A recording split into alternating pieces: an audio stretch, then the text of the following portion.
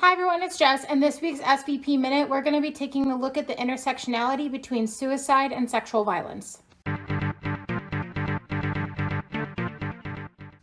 Suicide is the 10th leading cause of death in the US, and it's the second leading cause of death for ages between 10 and 34.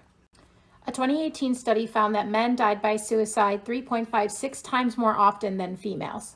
And in another survey, 29% of LGBTQIA youth attempted suicide at least one time in the past year, compared to 6% of heterosexual youth. There is a lot of research out there on suicide and being able to look at surveys and data regarding different populations, whether it's sexuality and gender of people, but also just different groups of people that may be more at risk for thinking about suicide, attempting suicide, or actually completing suicide. And one of those groups we're going to focus on is sexual violence and domestic violence survivors. There's research to show that 33% of women who are sexually assaulted or raped contemplate suicide, so they think about it, and 13% of women who have been raped or sexually assaulted attempt suicide. There's also research on suicide with youth, specifically with sexual and dating violence. Females who have experienced sexual and dating violence are twice as likely to attempt suicide, and males are 3 times as likely to attempt suicide if they've experienced sexual and dating violence, compared to other youth who have experienced one or no situations of dating violence or sexual violence. Also, we should point out that suicide is not something that we should not talk about or ignore or pretend it's not happening, because it totally does. And this has to deal with people's mental health that typically is kept quiet.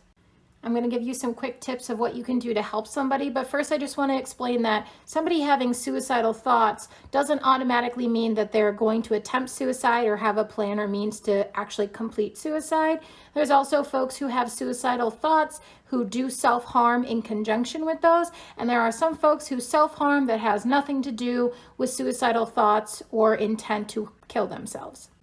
Here are 5 things that you can do to help somebody who may be self-harming, thinking about suicide, having suicidal thoughts, or creating a plan in order to severely hurt themselves. These are going to be 5 things that you can do in order to intervene and help that person.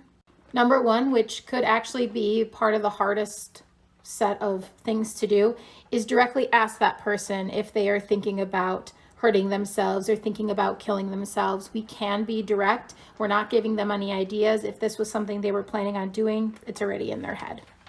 We need to be blunt and ask those questions so that we can go on to the next steps to figure out what this person might actually need.